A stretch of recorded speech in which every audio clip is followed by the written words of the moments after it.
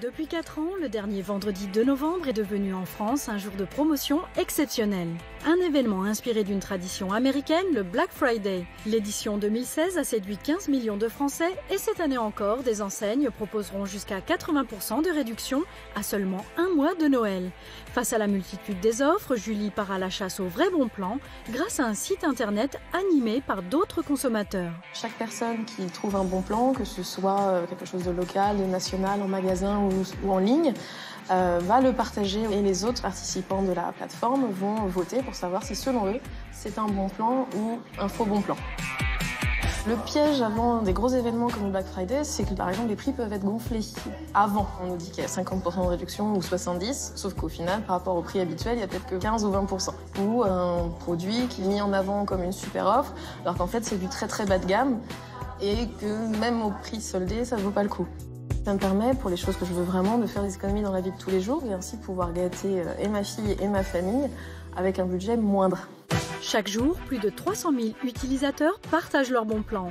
Les offres sont toutes vérifiées par les administrateurs de la plateforme avant leur mise en ligne. On a une équipe de modérateurs qui vérifie tous les bons plans afin de voir si les frais de port sont bons, si le code promo que l'utilisateur a donné avec le bon plan permet bien d'arriver au bon prix. Afin de garantir un contenu très qualitatif, les marques n'ont pas le droit de partager eux-mêmes les bons plans parce que ça viendrait à l'encontre de la neutralité de la plateforme.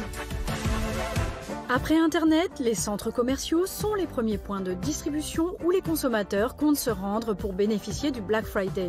Gisèle est fan de mode, elle privilégie le coup de cœur en magasin. L'idée, c'est vraiment de sélectionner à l'avance, donc regarder sur les sites, aller en boutique, repérer vraiment les vêtements qui nous plaisent, ce qui nous manque surtout dans notre dressing.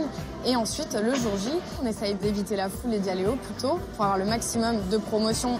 C'est complètement l'occasion de se faire plaisir et pas que dans la mode, justement, également dans la beauté. Ça peut être chez les enfants, ça peut être de la décoration. L'idée, c'est vraiment d'avoir un coup de cœur et le prix. L'année dernière, j'ai acheté un manteau parce que tous les hivers, je m'offre un petit manteau.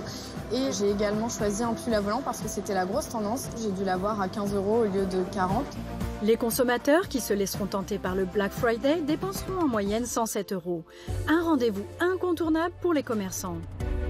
95% des enseignes de ce centre commercial participent à l'événement Black Friday avec des offres spécifiques de moins 25, moins 30, moins 50%. Et c'est là où tout se joue, c'est la spontanéité de l'achat.